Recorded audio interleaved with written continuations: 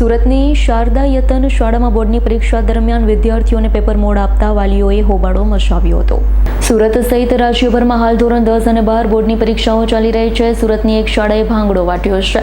સુરતની નામાંકિત શારદા યતન શાળામાં બોર્ડની પરીક્ષા દરમિયાન વિદ્યાર્થીઓને પેપર મોડ આપતા વાલીઓમાં હોબાળો મચ્યો।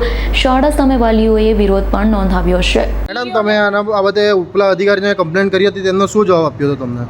એમના જવાબ રૂપે વાતો સાંભળ્યા વગર ફોન કટ કરી દેવામાં આવ્યો। ફરીને ફોન કરવા છતાં પણ ફોન કટ કરી દેવામાં આવ્યો।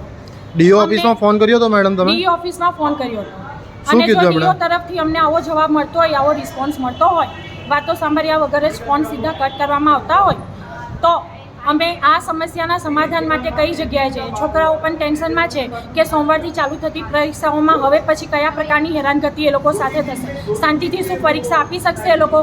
ઘણા બધા છોકરાઓ આવા ટેન્શનમાં બોલ્યા વગર જતા રહ્યા છે, અવાજ ઉઠાવ્યા વગર જતા રહ્યા છે। કદાચ તમારી ચેનલની માધ્યમથી જો આ વસ્તુ એ લોકો સુધી પહોંચે તો એ લોકોને એટલી ખાતરી આપજો કે સોમવારથી એ લોકો સુરક્ષિત છે અને વ્યવસ્થિત રીતે એક્ઝામ આપી શકે છે અને એક્ઝામમાં થતા આવા કોઈ પણ પ્રકારના અન્યાય સામે બોલે।